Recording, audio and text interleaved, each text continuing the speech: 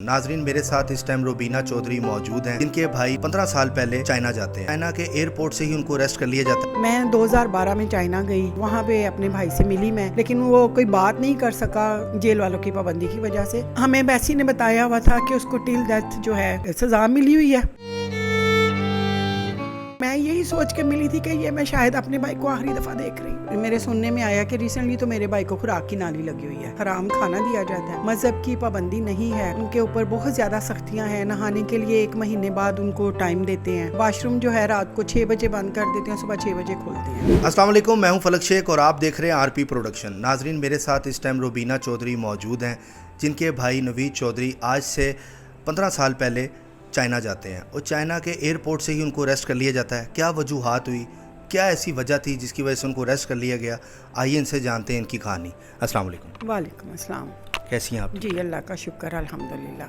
अच्छा बाजी, ये बताएं क्या वजूहात हुई, आपने जब आपको पता लगा क्या फीलिंग थी आपकी जब वो अरेस्ट हुए? थोड़ा सा नाज़रीन को बताएंगे, ज़रा शुरू से ये सारा वाक़या आप बताएं। जी शुरू तो यही है कि मेरे भाई कारोबार के सिलसिले में अक्सर चाइना जाता था, 2 दफ़ा पहले जा चुका था, ये तीसरी दफ़ा गया था। तो वहाँ जाते ही हमें उसकी कोई इतला उसके बाद नहीं मिली। हमें ये पता कि मेरा भाई चाइना गया है। जी वो चाइना से मुख्तलिफ आइटम्स लेके आता था। गारमेंट्स थी जिसमें घड़ियों का पार्ट्स होते थे, एसेसरीज़ होती थी, मोबाइल की एसेसरीज़ होती थी, इस तरह की चीज़ें वो ला के मार्केट में सप्लाई देता था। अच्छा। तो 5 साल बाद 4-5 साल बाद हमें एम्बेसी से कॉल आई कि इस तरह आपके भाई को अरेस्ट किया गया और वो चाइना जेल में है। मैं 2012 में चाइना गई, तो वहाँ पे अपने भाई से मिली मैं, लेकिन वो कोई बात नहीं कर सका उनकी चाइना की पाबंदियों की वजह से, जेल वालों की पाबंदी की वजह से। नहीं, आपने कुछ भी नहीं पूछा उससे भाई से सामने कि यार क्या वाक़या हुआ तुम्हारे साथ, क्या इन्होंने सलूक किया? कुछ नहीं पता आपको? नहीं, 13 मिनट की तो मेरी बात हुई उससे टोटल। अच्छा। तो 13 मिनट में तो हाल अखवाल हुआ और उसको जो ज़रूरत की चीज़ें थी उसने मुझसे वो कहीं और अपने फैमिली के बारे में सबका हालचाल पूछा। और उसको अलाउ नहीं था, मैं अगर पूछ भी रही थी तो वो मुझे जवाब नहीं दे रहा था। उसको अलाउ नहीं था कि वो मुझे इस तरह की किसी बात का जवाब देता। तो उसके बाद भाई मेरा बीमार था, तो मैं पाकिस्तान आ गई। मैंने एम्बेसी को और ये इंटीरियर मिनिस्ट्री और फॉरेन अफेयर को बहुत लेटर्स लिखे कि उसके इलाज के लिए कि उसका इलाज कुछ करवाया जाए। तो उन्होंने क्या सज़ा दे दी थी इनको जाते साथ ही? आपको ये आपने कोई वहाँ पे रैकी भी नहीं की, देखा भी नहीं कि इसका आखिर केस क्या है? अपने तौर पे भी नहीं देखा आपने? नहीं जी, बिल्कुल भी नहीं। वहाँ पे हम लोग कर ही नहीं सकते थे चाइना में, क्योंकि हमको वहाँ की लैंग्वेज नहीं आती, हमारे नॉलेज में ही नहीं है कि वो कहाँ पे कौन सा थाना है, कहाँ कोर्ट है। तो हम लोग तो मतलब जो मिडल तबका है उससे ताल्लुक़ रखते हैं, हमारे इतने सोर्सेज ही नहीं थे। वो तो हमें एम्बेसी ने बताया, जो कुछ भी बताया कि उसको टिल डेथ जो है वो सज़ा हुई है।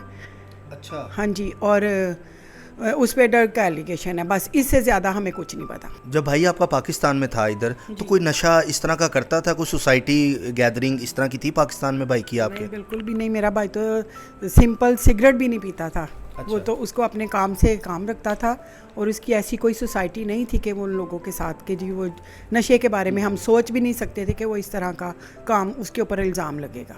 तो क्या ये जो ड्रग है इसमें क्या उन्होंने डाला? ड्रग में बहुत सी चीज़ें आती हैं, हमारे नॉलेज में ही कुछ नहीं है, बस हमारे भाई के ऊपर ड्रग एलिगेशन है। अच्छा, जो आपको पता ही नहीं है ना? उसके साथ कोई गया था? अकेला गया था? अकेला गया था। तो पहले भी जाता रहा वो? हाँ जी, 2 दफ़ा पहले भी गया था और सामान लेके आता था मार्केट में, शालम मार्केट की, तो सेल करता था यहाँ ला के। तो क्या बेचते थे वो यहाँ लाकर, क्या सेल करते थे? कोई ऐसा प्रोडक्ट क्या था? हाँ जी, ट्रेडिंग करते थे मुख्तलिफ चीज़ों की। शूज़ थे, बैग थे, गारमेंट्स थी, मोबाइल एसेसरीज़ थी, घड़ियों के पार्ट्स एसेसरीज़ होती थी, बस इस तरह की, कैलकुलेटर्स होते थे, इस तरह की चीज़ों की सप्लाई करते थे वो। अच्छा, तो जब आपकी उनसे मुलाकात हुई, आपने उनको देखा, तो उन्होंने आपको देखा, तो क्या फीलिंग थी, क्या जज्बात थे आपके, वो बताएंगी? उस वक्त जो जज्बात थे, मैं तो वो अभी तक मुझे अपने भाई का वो याद आता है, रिएक्शन, कि वो मुझको देख के इतना हैरान हुआ था कि इतनी दूर मैं अपने भाई को मिलने के लिए जाऊंगी, वो सोच भी नहीं सकता था। और 6 साल बाद मैंने अपने भाई को देखा था, तो मैं आपको बता नहीं सकती कि मेरी क्या फीलिंग्स थी। और हमें एम्बेसी ने बताया हुआ था कि उसको टिल डेथ जो है सज़ा मिली हुई है। तो मेरी सोच भी नहीं थी कि मैं अपने भाई को दोबारा देख सकूंगी या ज़िंदा नहीं देख सकूंगी, और मैं यही सोच के मिली थी कि ये मैं शायद अपने भाई को आखिरी दफ़ा देख रही हूँ।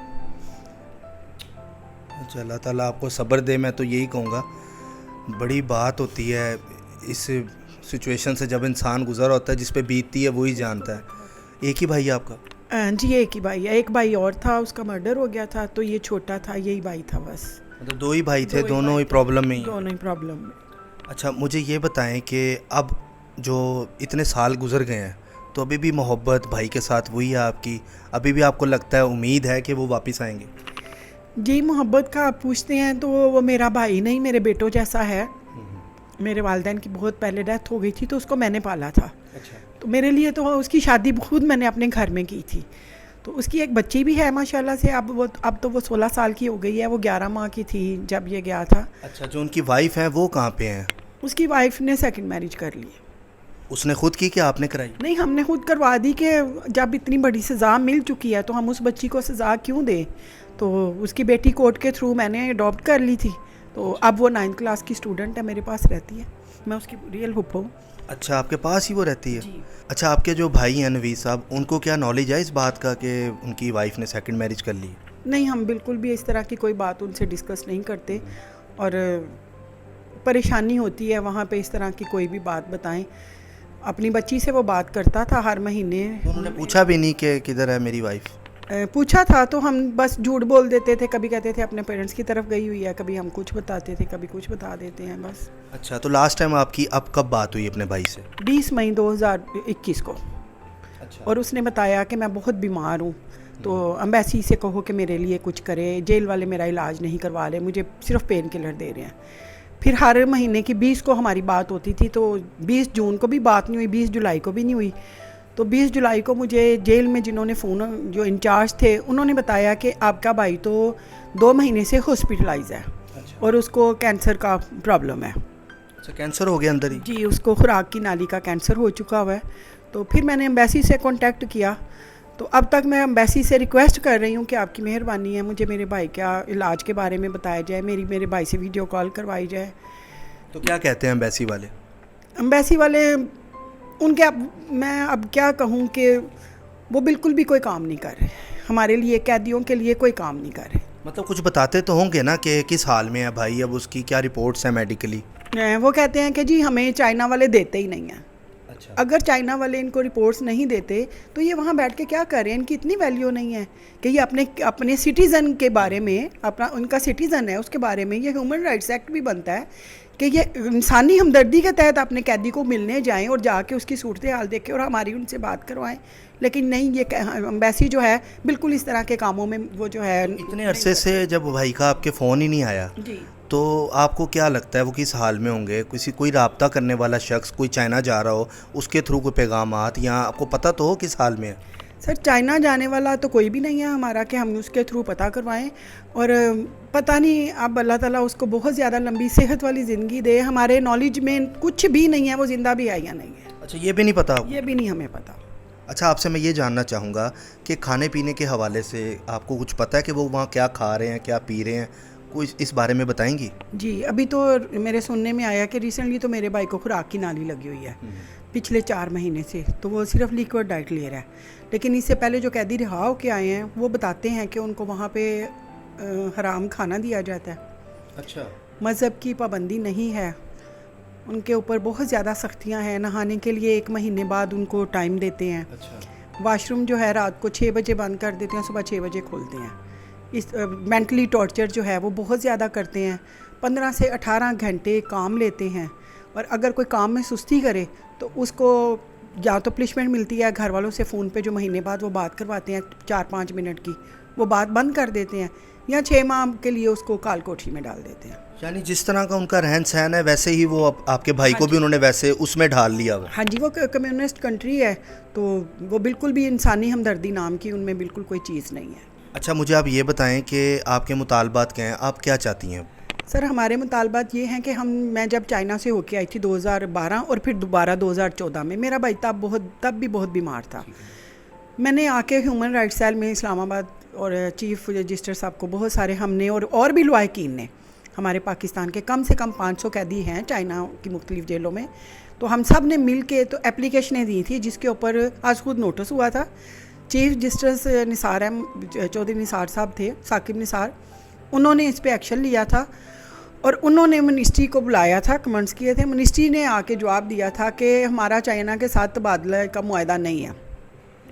تو چیف صاحب نے ان کو پابند کیا تھا کہ ود ان 6 منتھ آپ معاہدہ کریں اور قیدی پاکستان لے کے آئیں, کیونکہ قیدیوں کی حالات جو ہیں وہ میرے سننے میں آتی ہیں بہت زیادہ خراب ہے.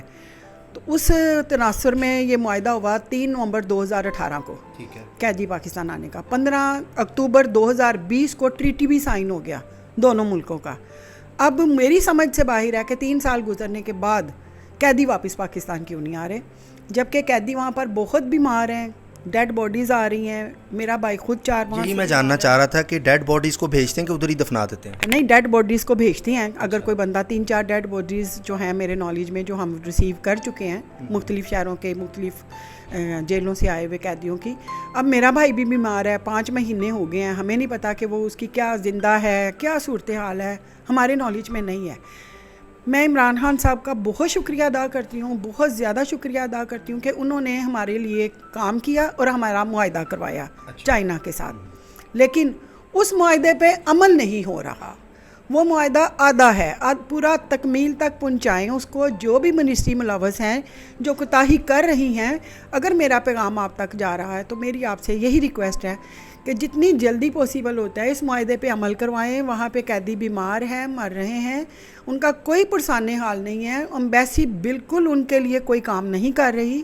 تو آپ سے ریکویسٹ ہے یہ, جو بھی ریلیٹڈ ادارے ہیں ان کو سختی سے ڈائریکشن دیں اور قیدیوں کو جلد از جلد پاکستان ٹرانسفر کریں. اچھا, مجھے یہ بتائیں کہ یہ جو پیپرز ہیں یہ کیا ہے, کس چیز کے پیپرز ہیں؟ یہ جو میں لیٹر لکھتی تھی یہ مجھے اس کے جواب آتے ہیں منسٹری سے. تو حال ہی یہ پیپرز کے جواب کی حد تک بات ہے, اس سے آگے انہوں نے آج تک کوئی کام نہیں کیا. مطلب اس میں یہ بات ہوئی تھی کہ ادھر لا کے عمر قید ان کو دے دی جائے؟ ہاں جی, یہاں پہ سزا پوری کریں. ہم اب بھی کہتے ہیں, اور ایک ہیومن رائٹس انٹرنیشنل لا ہے کہ اگر کوئی قیدی کسی دوسرے ملک کا کہیں پہ بیمار ہو جاتا ہے تو اس کی سزا اس کی کنٹری میں لا کے پوری کرتے ہیں اور اس کو علاج کروایا جاتا ہے اور وہ اپنی فیملی سے ملتا ہے. ہم چاہتے ہیں کہ سارے قیدی پاکستان شفٹ ہوں, سب قیدیوں کی فیملیز ان کو ملیں. کتنی فیملیز ہیں جو اس میں آپ کے ساتھ ہیں؟ میرے ساتھ ٹوٹل قیدی تو 500 سے زیادہ ہیں. لیکن ہم لوگ 65 فیملیز ہیں جو ہم لوگ آپس میں ملتے ہیں اور ایک دوسرے سے رابطے میں ہیں. اور ہمیں وہ سب ڈرگز ایلیگیشن میں ہی ہیں وہاں پر؟ سب قیدی ڈرگ ایلیگیشن میں. پتہ نہیں کہ وہ یہاں سے پھر, اگر میرا ایک سوال ہے حکومت پاکستان سے کہ چائنا والوں کو قیدی وہ ڈرگ مل جاتی ہے, یہاں امیگریشن کو وہ ڈرگ کیوں نہیں ملتی جو وہ یہاں سے لے کے جاتے ہیں؟ یہاں سے جو ڈرگ ہے وہ باہر کس طرح چلی جاتی ہے؟